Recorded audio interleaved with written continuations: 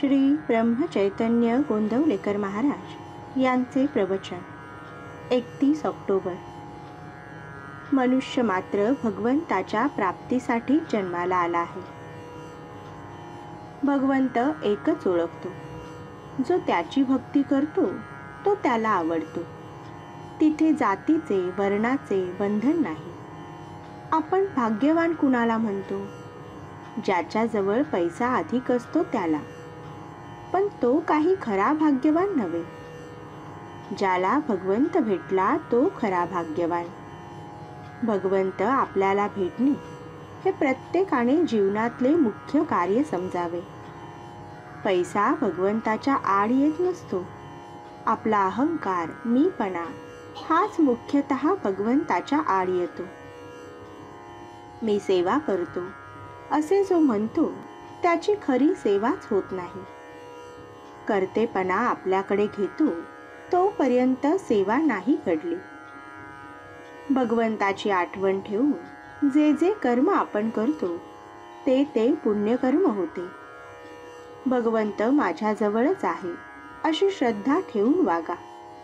श्रद्धेने जो करील त्याला फळ येईल खास.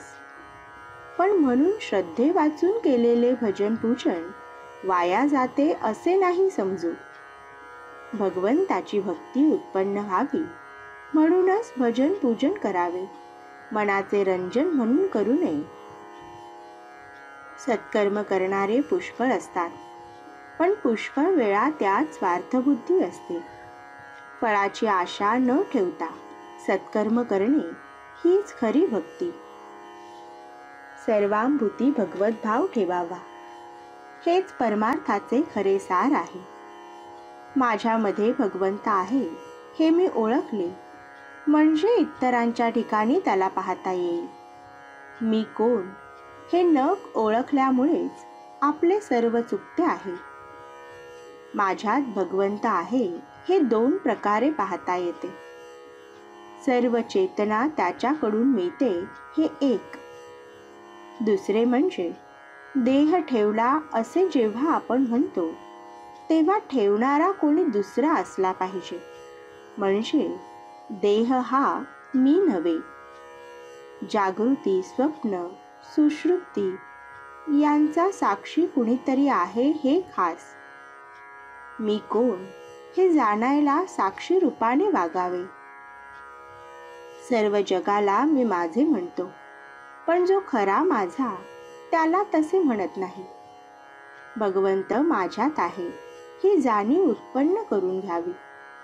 अनुमानाने आणि अनुभवाने पाहिले तर भगवंत माझ्यात आहे हे खात्रीने पटेल. वर्षाचा आनंद पाडव्यापासून, आयुष्याचा आनंद वाढदिवसापासून आणि दिवसाचा आनंद सकाळपासून सुरू होतो. म्हणून भगवंताच्या भक्तीला आपण त्याच्या नामाने सुरुवात करावी. म्हणजे त्यामुळे होणारा आनंद लगेच आपल्याला मिळेल. सुरुवात गोड आणि शेवटही गोडच होईल. आकाश हे जसे सर्वांना सारखे आहे त्याचप्रमाणे मानव जन्माचे ध्येय हे सर्वांना सारखेच आणि एकच आहे. कोणत्याही जातीतला, धर्मातला किंवा देशातला मनुष्य असो, तो भगवंताच्या प्राप्तीसाठी म्हणजे परमार्थासाठी जन्माला आला आहे. आजचे बोधवचन. आपण भगवंताला शरण गेलो तर तो आपल्याला हातचा कधी सोडणार नाही.